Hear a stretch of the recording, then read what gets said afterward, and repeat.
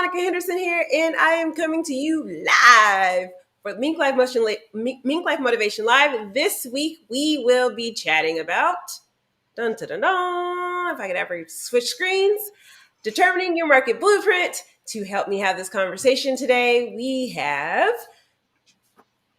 Andrea Gewirtz, with her brand new picture. She is the Wellness Thrive Strategist at Wellbeing and Worth, and she is also a MinkLife Motivation Master Trainer and the Dean of MinkLife University. And we also have Peggy MacArthur, who is owner and photographer at Headshots by Peggy, the Headshot Strategist, and MinkLife Motivation Trainer for the Brand Builder. And of course, this week, it's you. You're going to hold it down. You on the couch. So chime in, chat, add your 2 cents. We want your emojis and your comments and all the things, because this is about a conversation with you, with us. We're all hanging out here in December. Let's make this happen. Shall we dive into the show today? Yes, we have no special guests today. So we're just going to go ahead and dive right in to getting motivated. And the question of the day is, why is understanding your cash flow and scalability vital to your market blueprint? Oh, well, I was before the show, everybody, before we went on the camera, I said, this is the week of the 24 weeks a week in program that I'm like, I should switch with somebody. But I'm going to say that, one, scaling, in my opinion, and Monica's the expert, so I might be contradicted in a moment. So I'm going to just put it out here so I can get it off my chest. You can't scale unless you know your cash flow, in my opinion. So I think you work so that you can scale, so you can increase your cash flow. And so they're like yin and yang. You've got to make some cash so you can scale and get bigger or branch out into new things. And then if you do, then you hopefully will increase your cash flow. That's my weak attempt at this topic today. No, I think you did fantastic. Thank God. And the reason why these are in the same question is because of that. They really are a yin and yang to the same thing. Increasing your scalability actually does increase your cash flow, but then in order to scale, you actually need more cash flow. So you kind of need the both be working in tandem in order for it to work. So you did great. You did fantastic. Look at you. Making it happen. Yes. I've been hanging around MinkLife long enough to answer the question. I know you've been to enough conferences, heard enough experts.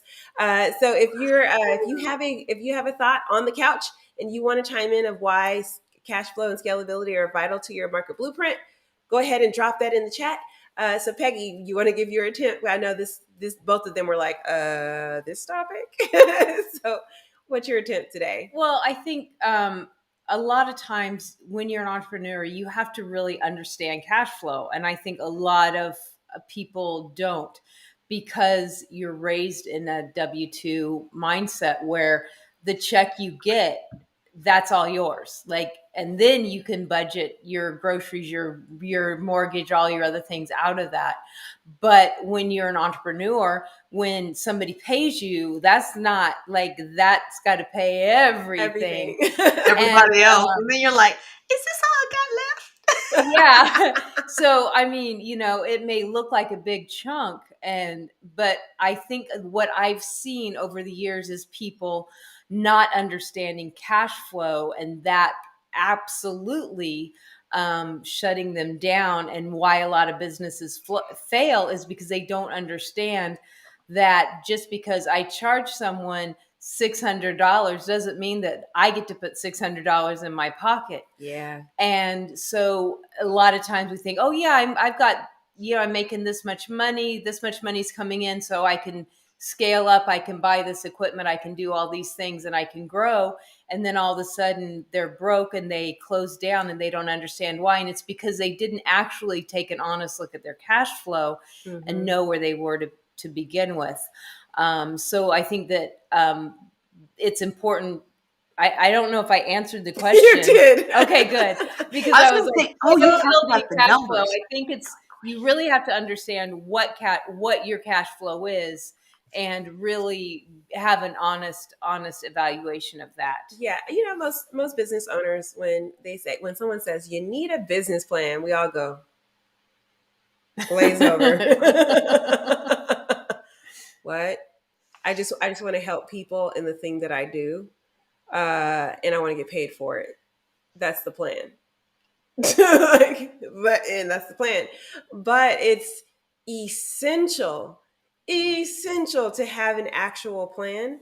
And if you've been following along with the show for this particular season, we have talked about 6 different areas of business through this, and those 6 areas really are all factors in what you're creating for your market blueprint, aka your business plan, right? So when you're looking at, okay, what is the vision that you're trying to uphold as a leader, that is a part of your market blueprint. When you're looking at how your business processes are going to uphold that vision, that is a part of your your market blueprint.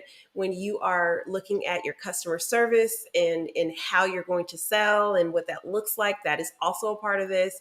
When you look at your humans as resources that are going to support you through this process, that's a part of this. And also the actual product itself, and developing that to make sure all of those things are included in your market blueprint, right?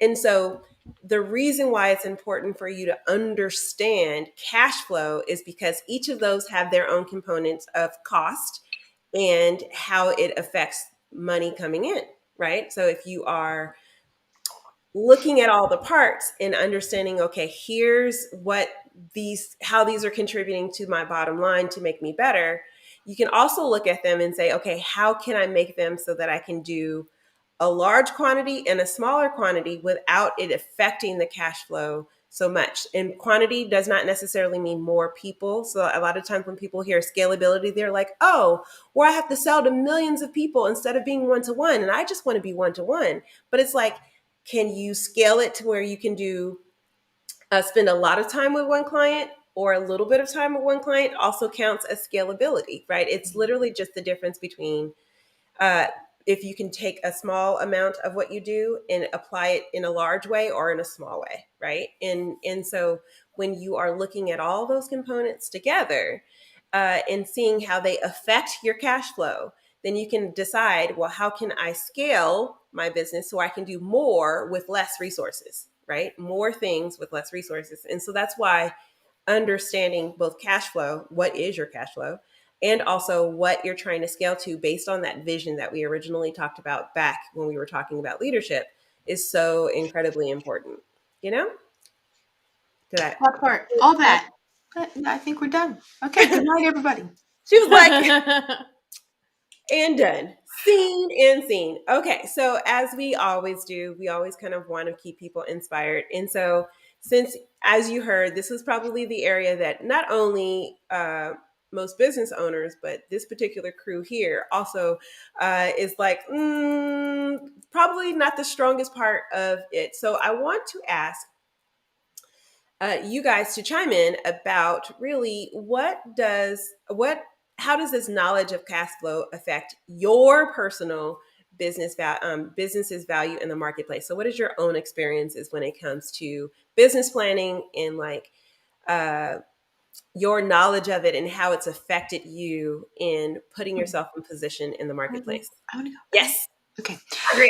So, in full transparency, actually, it was through doing the conferences that we met people, or people were introduced to Mink and me, that really talked about, when you sell your business, what's it going to be worth? And I was like, sell my business? I had never thought about selling my business.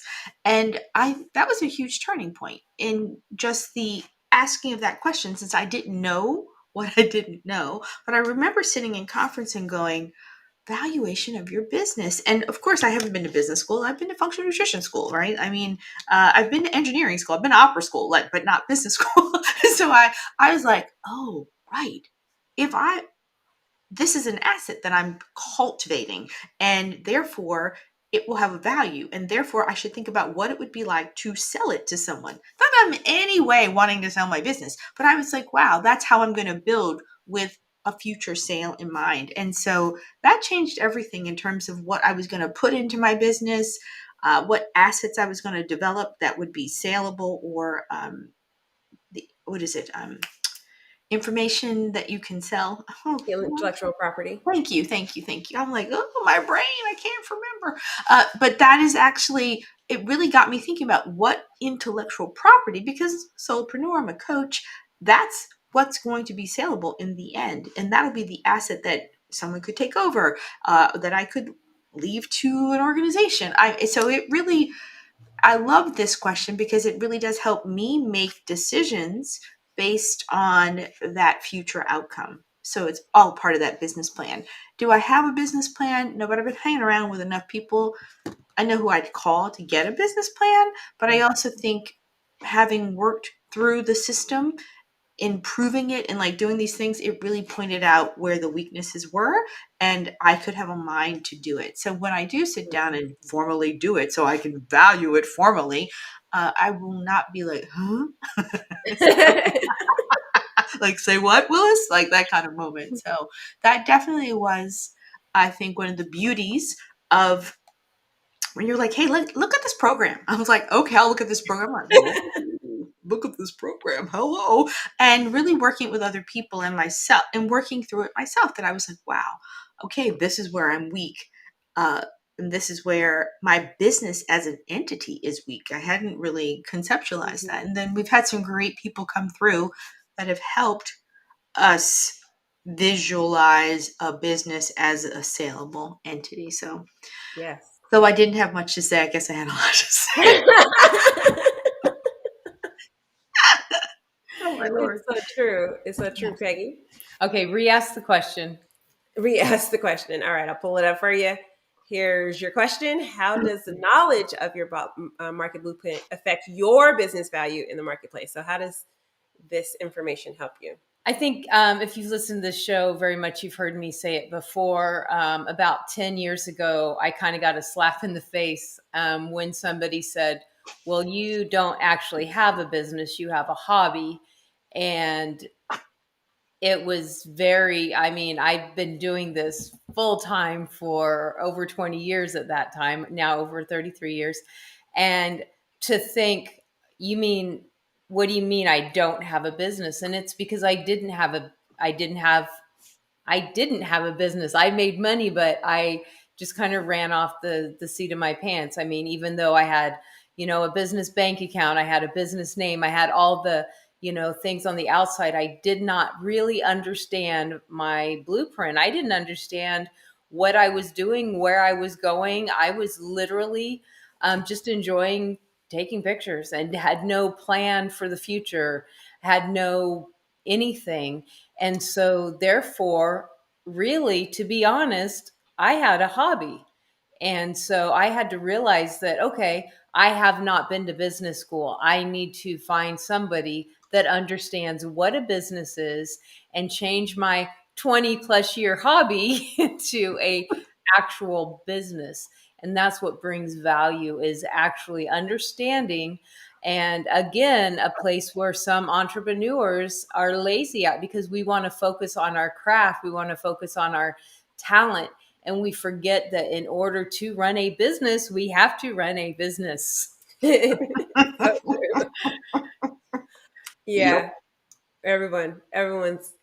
So I feel like every entrepreneur that I've met, or any business owner that I've met, when they tell me why they went into business, it was because there was a void in their own life that they were trying to fill, with the exception of Peggy. Peggy was a, child genius and figured out that, oh no, this is Well, I exactly it. grew up in an entrepreneurial It's true. family. It's true. But even still, when she created the headshot program, right, the headshot strategy program, it was because she got told that she sucked at headshots for actors, and so that required her to develop herself, and then it became a program.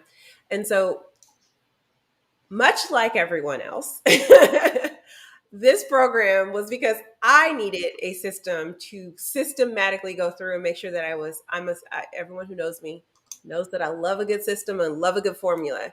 But I needed to create a system that I was developing a strategy for myself and that I was touching all the parts. And so in doing that, that is how this was created. But it's also a system that I use on myself to develop it for itself. And so my learning through the process of building this, learning more about things that I didn't know, or learning things from people, because when you are in the picture, it is very hard for you to see the frame, right? So learning more from experts and from other people, and having that community of people who can actually help me understand my cash flow better, or see where my cash flow wasn't happening because of my activities. It was me. I was the problem. I was in my own way of not getting the money that I needed in order for my cash flow to stay positive, allowed me to make decisions to pivot into different directions, and actually creating even more solutions for other people that both satisfied me as a person who needs to pay for all the people and all the things in order to make this stuff go, but also allowed me to provide the same solution for people that I'm supporting in the same time. So understanding, like, having the understanding of cash flow and scalability in my own business allowed me to continue to create really amazing experiences and different things, and also allowed me the opportunity to scale it in a different way. It helped me solve the problems that I was having in how can I support, how can I give, how can I really promote what I'm trying to do in helping people live healthy, wealthy, and fulfilled, and also not be a charity or lose my shirt in the process. So that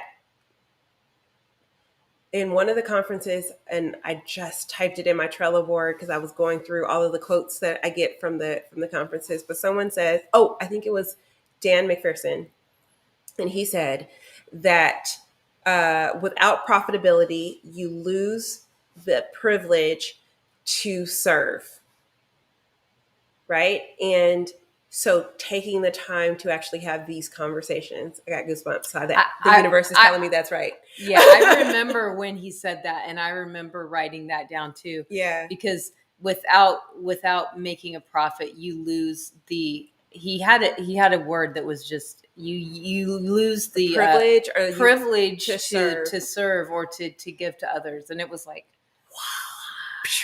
right.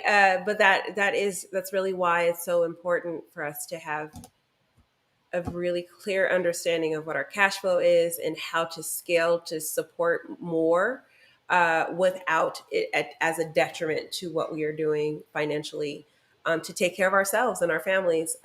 You hear it all the time. You can't pour from an empty cup, right? And if you don't know that your pricing is predatory to you, right? Because you are serving and people are getting great openings, and then the end of the day you still don't have your bills paid, right? That's predatory to you.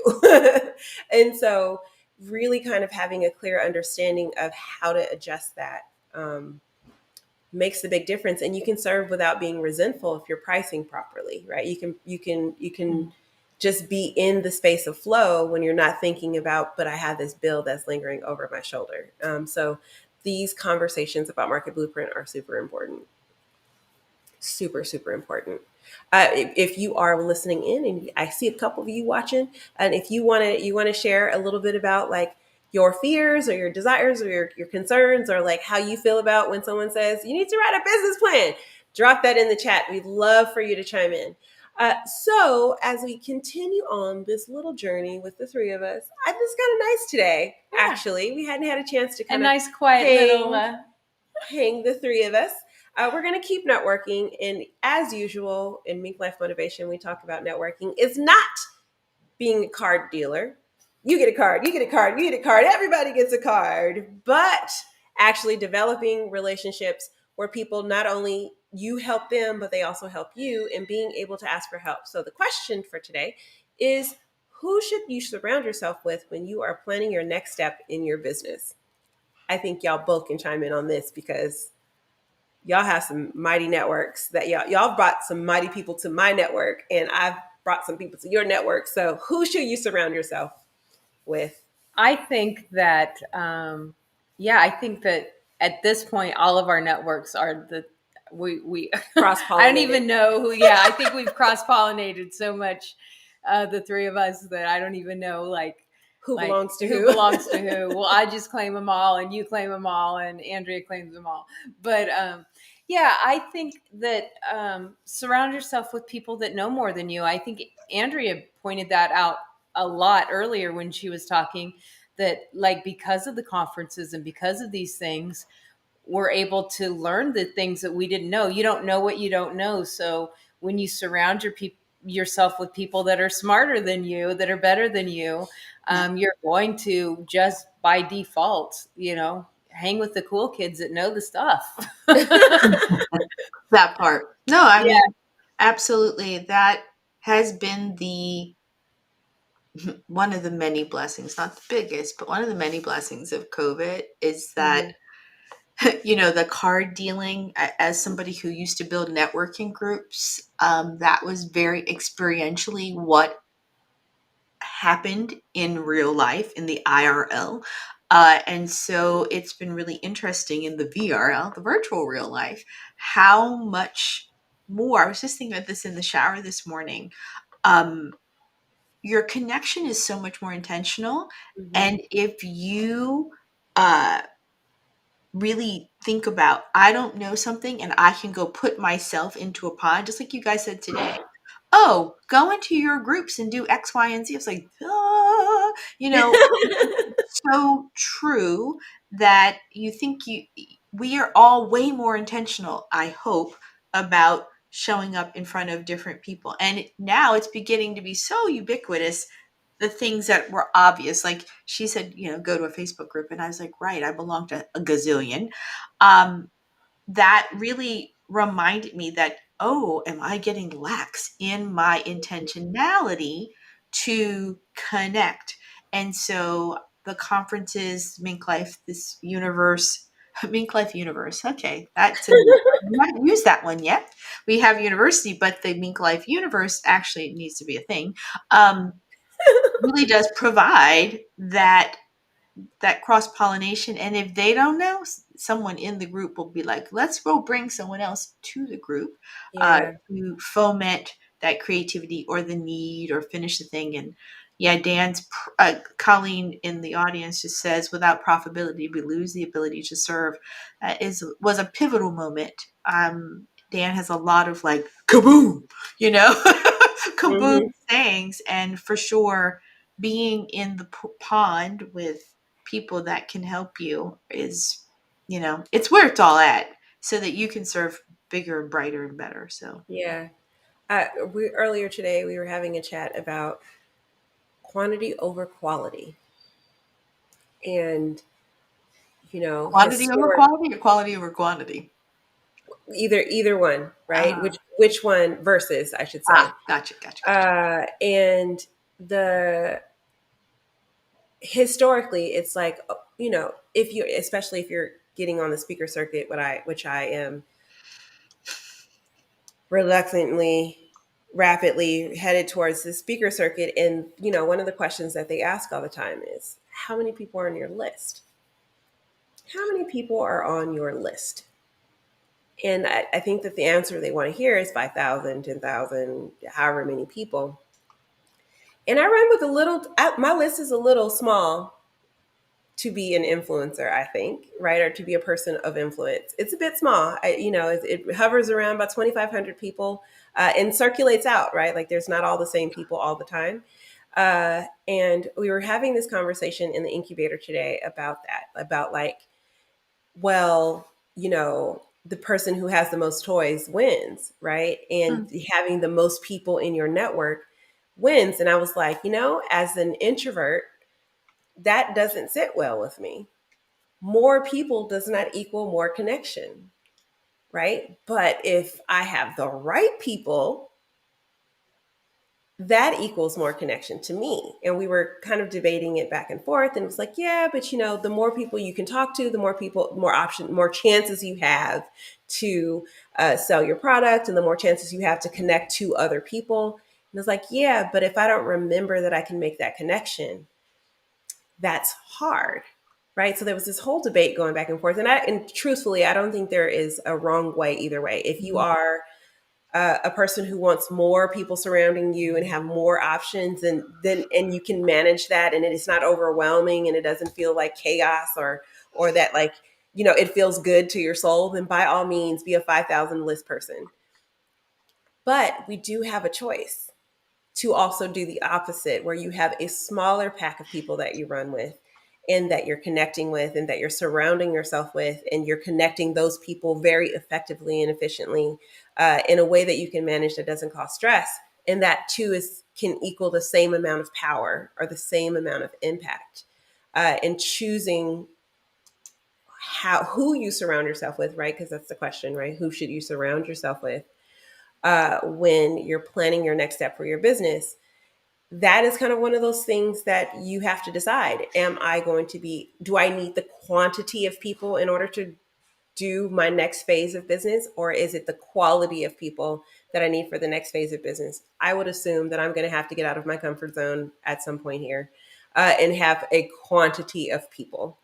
Um, but in these early stages of MinkLife Motivation, it was all about the quality of people, because I needed to know that if I needed someone, I need to trust that I could have that particular content and that particular connection in a way that would allow me to take my next steps with freedom and quickly, without having to sift through a bunch of people. And I already had enough chaos and confusion and things that I had to figure out. I didn't need to also have to figure out from this list of 5,000 people who was going to be the right fit.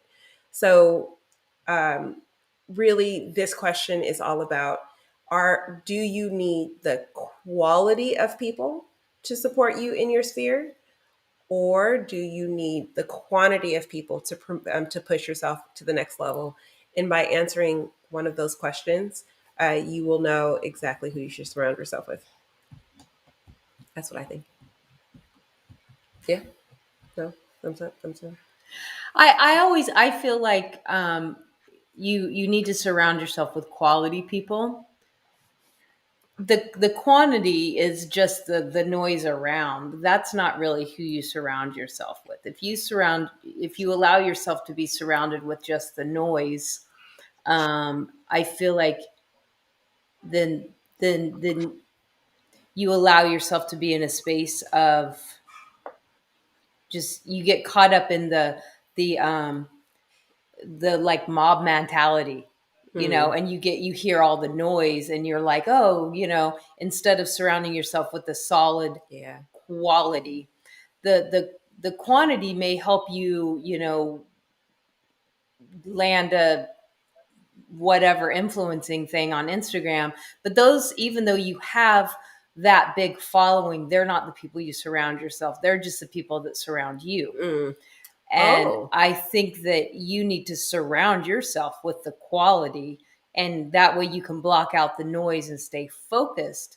Because you don't want to get in that mob mentality where all of a sudden everybody just does this and everybody just does this. You want to be able to stay focused and laser sharp. yeah. That's kind of how I look at the quality versus the quantity. Yeah, the quantity is going to be there, but that's not your business. That's who's coming to you. Hmm. The quality is who you want. That's who you make a decision about, is the quality. That's a good delineation. Those are the people that surround you. That's not who you surround yourself. Like, Yeah. I love that. Well, I agree with you, Peggy, but I'm about to play the devil's advocate. Okay. I just talked about focus, in my 53 days of madness on day 29. It was all about focus. So in focusing, um, to Monica's point, she needs to proffer the people surrounding her as one of her quality attributes. It's a it's almost a both and, but you as the entrepreneur and the person growing the influence and then what to do with the influence has to Yeah. be really focused on what you just said. Like I think as you know, I'm really like everybody. There's all this social media and it Hmm. can be overwhelming. And if you don't have a plan for your social media, it runs you versus you running it, right? And it's a both and you kind of need both because in the VRL, if you're not on social, you're not marketing your business, right? Yeah. So that's again that focus, like I understand it's this. I can't get caught up to Peggy's point in, oh my God, all these likes. The right people will find the right message that will Yes. attract themselves to you, and you will build that cadre of people who know, like, and trust you, will refer you, and things like that. However, in our Western world of show me the numbers, you know, we we are valued as that influencer based on, well, are people following you? And I think it's like, yeah, the right people are. You having the swagger to say, yeah, I have a great core group of people and they demonstrate their support of you. You become small but mighty. And Yes. increasingly, people who are observing you to consume your content or whatever would rather have small but mighty 80% buys versus massive and 10% buy or Mhm. 10% participate in whatever it is that you're asking them to participate in. So, yeah, I think your core group of people that you lean into for support, the people that you know, hey, I need a headshot. I don't even look anywhere. I'm like, hey, Peggy, Right. that. Where am I going? What am I doing? Right? Um, oh, I can just think of everybody in the group. Like, poor Monica, she gets hit up for a lot of different things. But um, it's it's that kind of situation. Like we have finally, I think, in our community. Oh, hold on, Yep. Yep. bingo, off you go. Earlier today, that was happening in Yeah, our Mingo community. It's like, oh, I need a men's health fitness person. and we're all Oh, like, you should talk to Chad. And there's also Tony, right? Like, and it's like, and and then Tony so chimes in, hey, I'm here hanging out in the background. Just let me know if you need something, right? Like yeah, that is happening. Uh, but I do think the reason why that's happening is because I was so focused on quality of people, so absolutely. that they could trust that when they asked for someone in the larger community, that they were going to find someone of quality.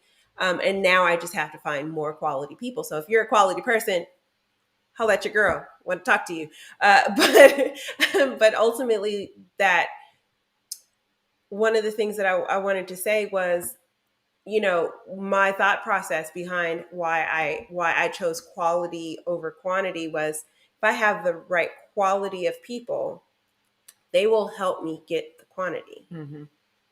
right? They'll help me attach to the right people. So like when Andrea says you need to talk to this person, I trust that if she's bringing them into the community, that they're going to be quality because she's quality, right? And the same thing with Peggy. Oh, you need to talk to this person.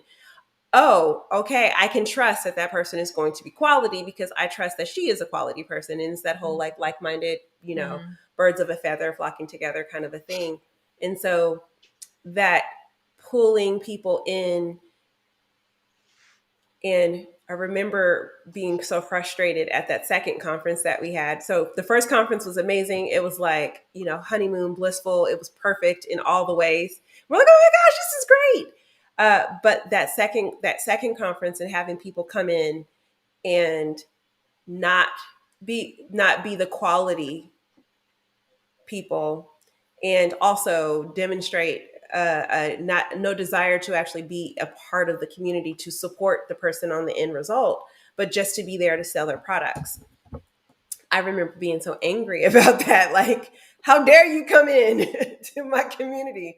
And our people, we work so hard to be like in this, like, really collaborative, collaboration centered space, to just pepper, become a card dealer in this space. This is a no card dealer zone, right? Like we're all like, hey, pass the mayo, pass the salt, pass the mashed potato. Like we're like, tribal table here, all sharing information and being a part of a community in that way. And so for you to come in and be like, I'm the expert and here's the information, I was so angry at that, which is why I really decided that I was only going to surround myself with quality people. And also I was only going to allow quality people to be a part of this space. And when we hear that they are not quite the quality that we want them to be, we then politely just excuse ourselves from their company and move on with our lives, so that we can continue to put someone in the place of that person who would be quality and who does come from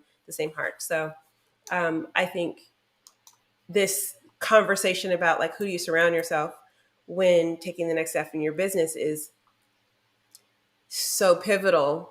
And I think it's a question that maybe we're not asking enough as business owners. Who do I need to surround myself with in order to take the next steps in my business? So with that, I guess I have to keep moving this train along. And so, of course, the last but not least, we are going to, pressing too many buttons and not the right ones, gain some knowledge.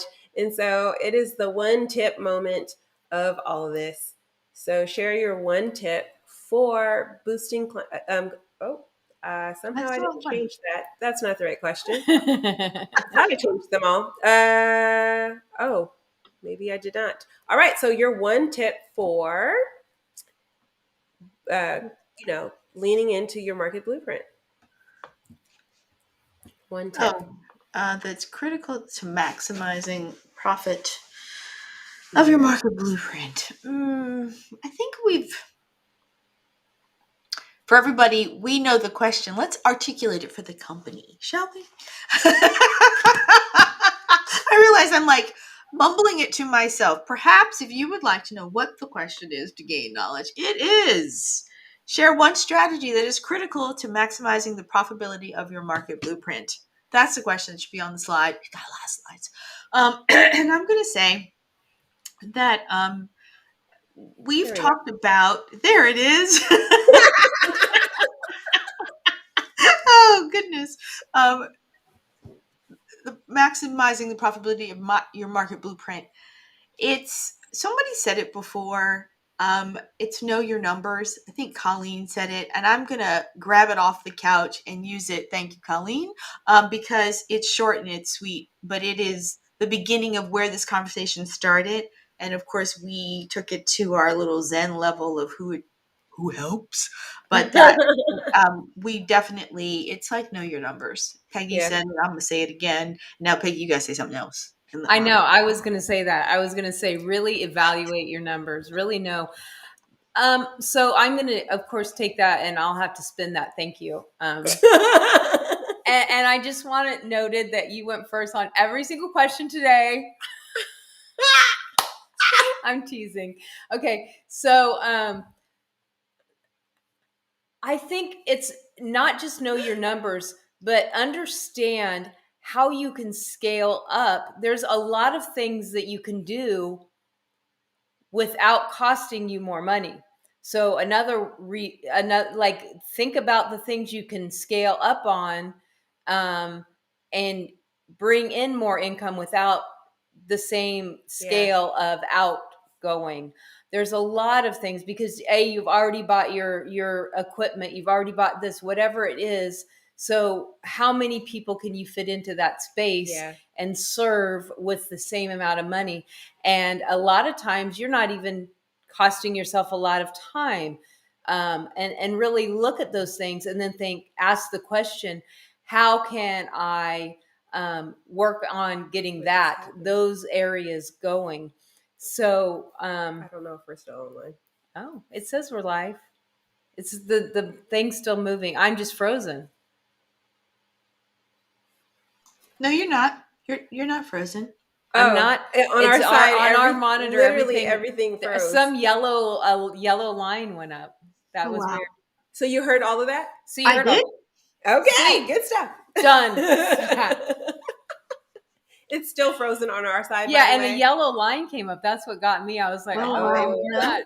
All right. The clock is still ticking on my side here.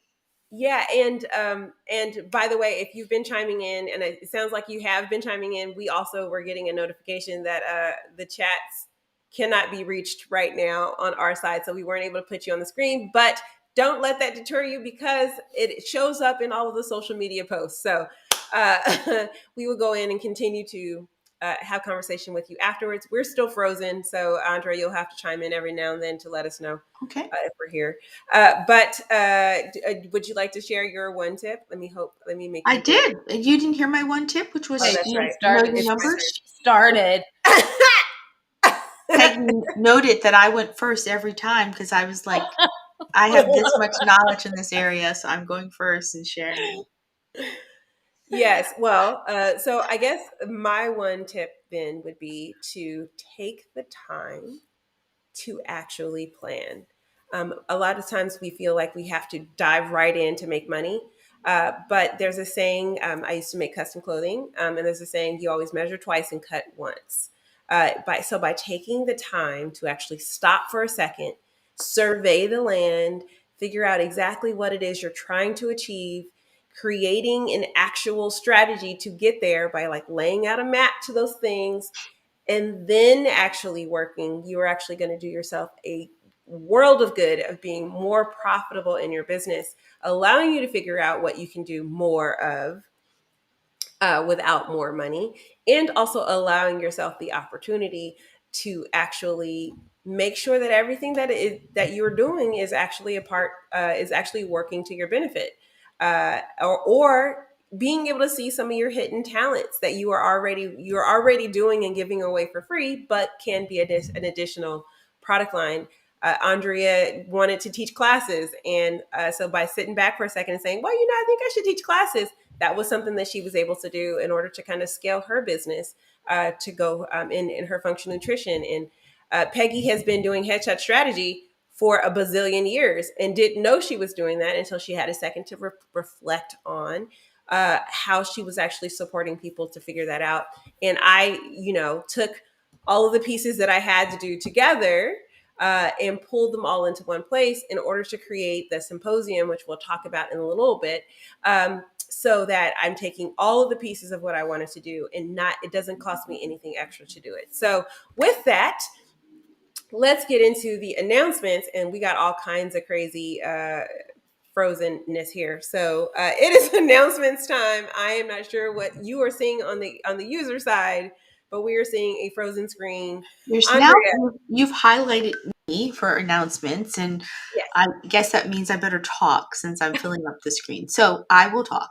So my announcement is very short and sweet. I am moving towards um, creating a YouTube channel. I've absolutely created the YouTube channel. Now I need subscribers to it. So I alluded to the fact that I started a 53-day wise woman wisdom journey, and it's 53 different meditations on the angel number of my birthday, which is 53. And it's been a lot of fun. We are in day 30 today.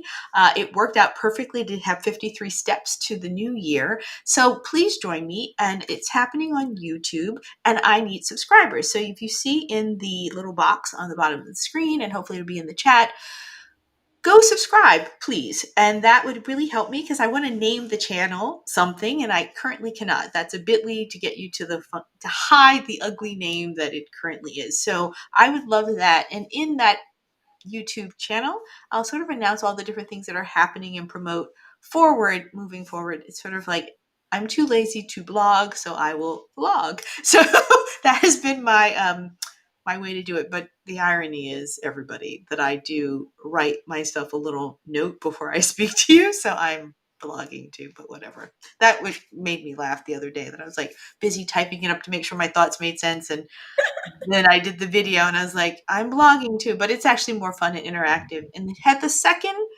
point of getting over being on a camera. Believe it or not, I can't. It's getting easier finally. So that was the point. Join me. It's fun. And I'd love to hear your comments on the 53 Days of Wise Woman Wisdom.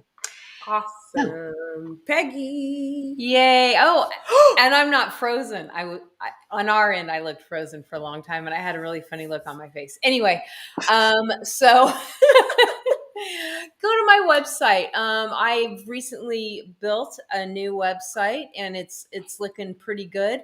So it's very helpful for me to get some traffic out there. And so go check it out. Find out what I can do to help you get amazing first impressions and strategize how you can use your headshot as part of your marketing strategy. So go check out my website. Awesome. And let's see. Oh, yeah, this makes me unfrozen too. So excited about that.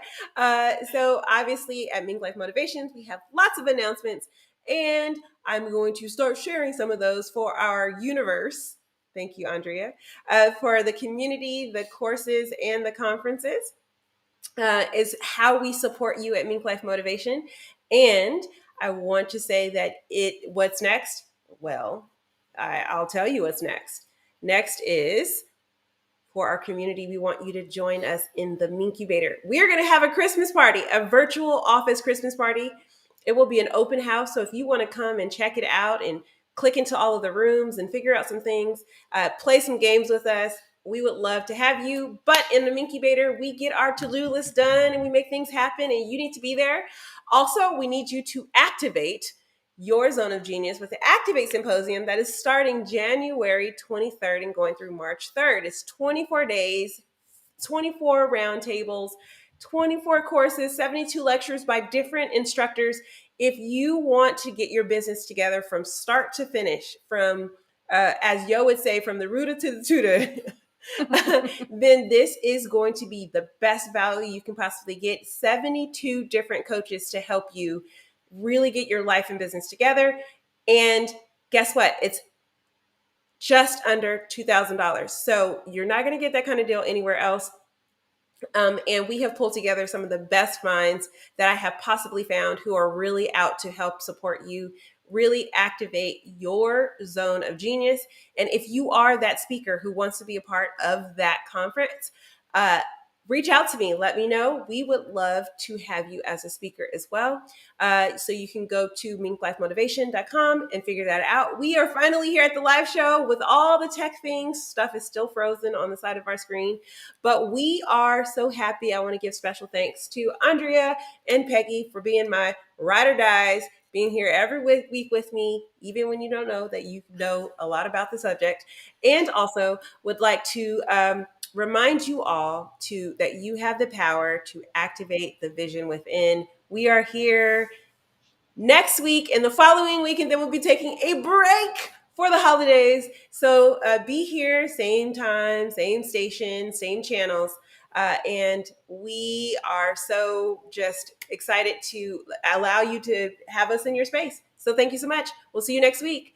Bye-bye. Sharing is caring.